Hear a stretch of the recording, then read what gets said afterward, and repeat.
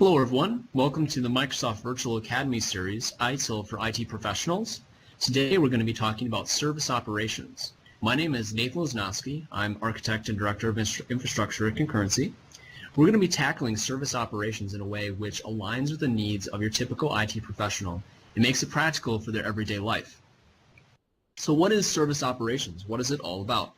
Service operations is the last major phase in your delivery of IT services to your customers because it's where you're supporting the in-flight services. Its job is to help your users to use your services in an effective way. It comes after defining the strategy for delivering what services you actually want to give them, coming up with the design, and transitioning into production. It allows for us to be able to manage our expectations with our customers. It allows for us to be able to deliver consistent services time and time again. A way to think about it would be, if you wanted to launch a rocket into space, you spent some time in the strategy organizing what it is you want to accomplish. So you said, all right, I want to launch this rocket into space. I want it to land on the moon. I want to get some moon rocks, and I want to bring them back to Earth, right? So you've organized that that's something you want to accomplish. And then you've gone and designed the rocket and determined how you want to actually accomplish getting that rocket into space. And after designing it, you've organized how it is you're actually going to launch the rocket into space. But once it's in space, that's the most critical part of the entire operation, because ultimately that's where you're supporting the fact that the rocket's in space and the rocket's landing on the moon. The rocket's taking back off again and it's having to land back on Earth. It's the critical operating of the thing you're delivering to your customers.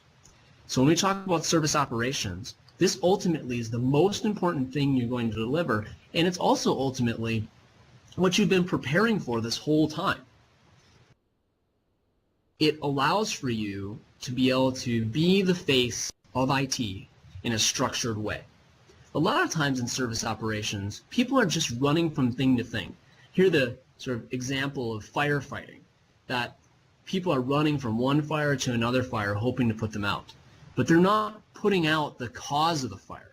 They're not addressing the manner in which they execute on putting out those fires. So they're just running from thing to thing instead of actually building themselves to be more effective at addressing those problems. So in service operations, you're going to see that we're going to break out the way we deliver our operations of our services in a structured way that facilitates better expectation setting, better escalation of the right things, and also focuses on those 1, 2, 3, or 4 major things that's going to happen throughout a course of the year, where we have a major incident, something really bad happens. It doesn't happen very often, but we need to be very prepared to be able to deal with it. It also allows for us to deal with the things that are ultimately high priority but have a longer time frame of delivery. We need to make sure that when someone asks for one of those things, like a new user request or moving an office from one location to another location, that we're setting the appropriate expectations. So service operations, in many ways, being the face of IT, is what our end users think of when they interact with IT. We may have the best services in the world, but if our face of IT isn't interacting with them in a way which is effective, they're not going to have a very high opinion of how IT is serving them. Think of your mobile phone carrier. Your mobile phone may be a great piece of engineering. When you call into your mobile phone help desk, if they send you through 3, 4, 5 different groups of people to get your incident solved, you're not going to have a very good view of them. You're going to potentially be looking at moving to another carrier. We want to be that carrier where you call up and that first person on the phone says, I'm going to help you. And even if I don't have the information, I'm going to find the right person to address your need. Which one of those 2 different types of service desks would you rather work with? And which one describes your business? That's what we're going to really address in service operations. It's how do we make our customer experience of supporting the in-flight services we deliver to them an excellent experience, something they look forward to interacting with, not something that they loathe. All right, so how do we support a service? What are the elements of this? Well, in service operations, we really break it up into 4 main pieces. First, we have a service desk. The idea of a service desk is to say, we have one main point where end users interact with IT. And that service desk job, whether they resolve incidents straight up or not, is to make sure they get resolved, and also to make sure that they get to the right groups of people and that they're managed against the expectations that we're setting with our customers. A lot of times in smaller help desks or in less organized help desks, the work comes in and it goes to 4 or 5 people before it gets resolved, and nobody really takes ownership. In this type of service desk, we're talking about something that has a little bit more ownership over what's actually being delivered. And their job is not only to take the requests, but also to set the customer's expectations when they call in and ensure that those expectations are met. So let's say I call into the service desk and I say that my laptop's broken. Well, the service desk isn't responsible for actually running out on site potentially. So maybe they assign it to somebody else. Well, in some service desks, that's the end of the service desk interaction. It just goes straight to that person who's going to work on it on site. And then maybe that person assigns it to someone else and then assigns it to someone else. You can see how then the customer experience is very poor. In a more mature scenario, the service desk is watching out for the customer. They're an advocate for the customer in the support process. They're saying, look, this guy opened up a work item. How do I ensure that that experience is great and excellent? The next piece is incident management. Incident management is about how do I fix something if it's broken. Fixing something that's broken is different from a customer expectation setting standpoint than something that's new or modified. So if my laptop's broken, it's different than asking for a new laptop. If I have a phone in my office and it's not working, it's different than asking for a new phone. So incident management's job is to take something that's supposed to be working and fix that thing that's supposed to be working. A service request, on the other hand, is about asking for something new or modified. It's about asking for something that I'd like to have happen, but might have a timeline that's different. I can have reasonable expectations of remediation on an incident. Whereas a service request, it might take me 2 weeks or 3 weeks to get new hardware. So the timelines are going to be very different. Whereas if a guy has a laptop and it breaks, he can't be down for 3 weeks. He's going to need something fixed moderately fast. So our expectation setting between those two processes are different. In a lot of businesses, that goes into one ticket. So they don't have a differentiation between incidents and service requests. And the problem with that is it makes it very difficult for us to tell our customers what to expect from our service to them. It also makes it very difficult to automate on those things. The fourth area is problem management. Problem management is about tracking down the root cause. It's not about resolving parent incidents. That's a different type of program. Problem management's job is allow for us to be able to identify, why do I have this issue occur on a regular basis? It's almost like a to-do list for IT. So let's pretend that I have to reboot my server every weekend because of a potential memory leak. And if I don't reboot it, the thing freezes up. The incident is rebooting the server. It allows for me to be able to bring the system back into a healthy state. And it ultimately resolves the symptom. The problem management is to figure out what the root cause of that reboot issue is and fix it. So problem management is something that I probably have to invest a little bit more time in, but ultimately it prevents incidents from occurring. So problem management is also an exercise in using scarce resources, because there's probably a lot of things in your business that you want to figure out the root cause behind. You might have thousands of things that you want to figure out the root cause behind. So problem management facilitates us not only figuring out root causes, but prioritizing what root causes I'm going to investigate out of a scarce amount of time that I have. So as you're looking at service operations, you need to look at these different practices and adapt those into your business and see where they fit and where you might need to adapt them differently. All right, so what Microsoft tools serve these? Service Manager provides for all the processes in service operations. So it facilitates the service desks engine, it facilitates incident, service request, and problem management. Operations Manager allows us to create alerts around service outages. So it allows for us to do something called event management. So event management ties into incident management, where something detects that something's down. So let's say my Exchange server's down, or my public web-facing customer ordering application's down. It allows me to detect that application's down and then open up a work item tied to that, and maybe even communicate out to my customers that there's an outage occurring so they don't open up incidents. Operations Manager is very helpful in that case. Also, we can use things like auto remediation because we're not just focused on root cause. We are interested in root cause, but because we're also focused on getting services back up as soon as possible, remediation activities through things like Orchestrator or Service Management Automation or SCCM facilitate some actions that we can build in to be able to deal with symptoms while we're figuring out the root cause. So let's go into a couple examples of what those look like. All right, so I'm inside of the System Center Service Manager console environment. This is one of several experiences that are available for Service Manager.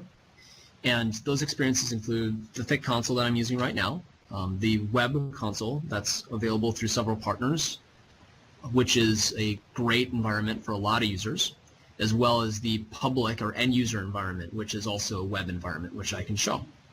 So one of the aspects of the System Center world that I think is really important to communicate when we're talking about service operations is people, when they're operating IT services, are oftentimes not sitting right in front of their computers. They're roaming around helping users, and they need access anywhere.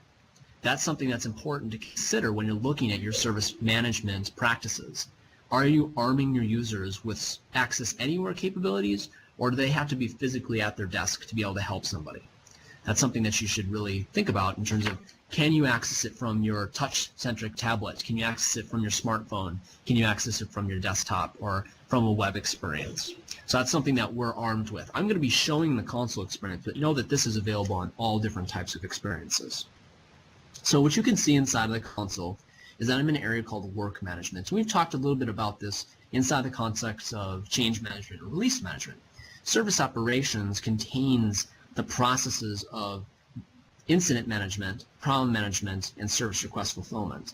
And the service desk is ultimately the starting point to dealing with these particular types of work. So you can see that these are broken into different types of work patterns because they're different types of efforts. They have different types of expectations that are set. So when I'm talking about these in the following sessions and start digging into these different practices of incident management and problem management and service request fulfillment, you'll see that they'll have different types of things that they're interested in grabbing and different types of ways in which they're looking to work. So if I were to open up an incident, for example, it's interested in things like classification categories and impact and urgency and priority in support groups. Whereas this might be a certain type of calculation in an incident, that calculation in a service request might be different. Same thing with the service level. So the service level agreement in this case, which is breached with an incident, is potentially going to be a different type of service level agreement inside the context of a service request.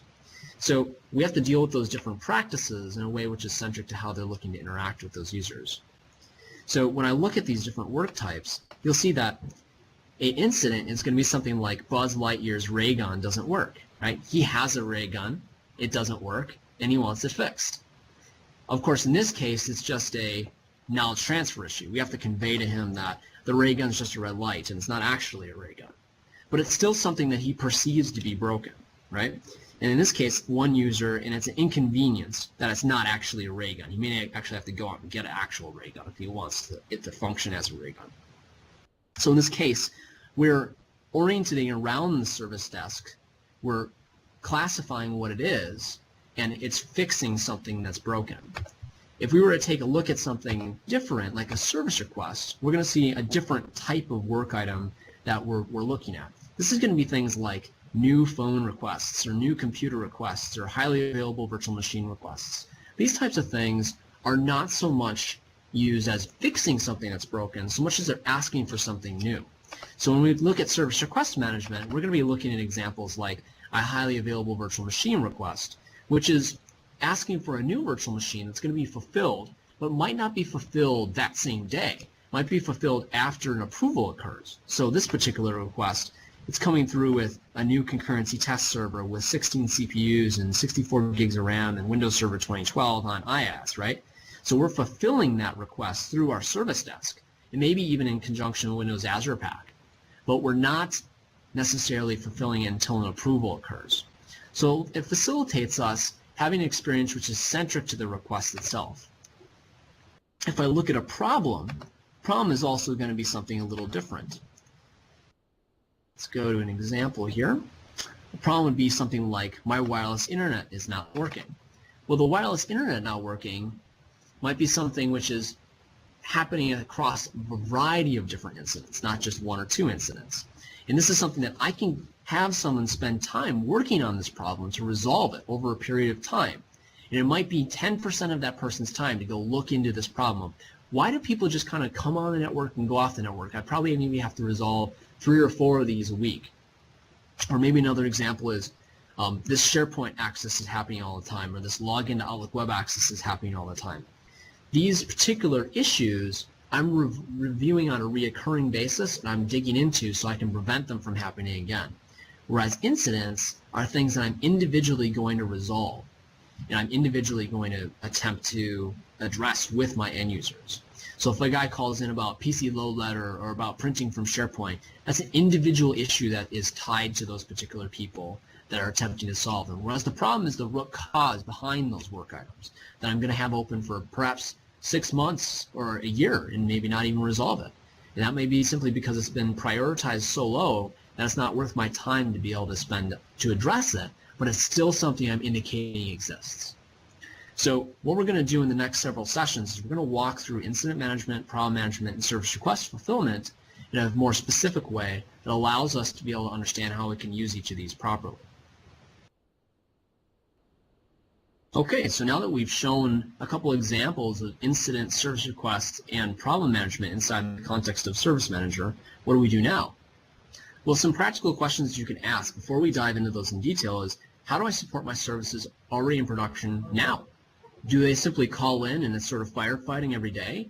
Or is this a controlled program that I've put in place? How effective am I at giving my customers appropriate expectations for the types of work they're asking me to do? Do I perform root cause analysis? Is that something that actually goes on? Or am I just sort of doing that as part of incident management and then it's only if I have enough time? Do I have one consolidated list of all the things I love to resolve? And do I help my people to focus on the right activities or just what's making the most noise right now? Also, do I escalate the right work? And how do I manage the expectations of my customers? Am I setting those expectations based upon the right work that's important to the business, or is it just who's the loudest? Next time, we're going to dig into incident management. We're going to talk about how I receive and troubleshoot events themselves if something's broken. We're going to talk about prioritization and how it's different from the way a lot of people prioritize. And also we'll talk about a major incident process.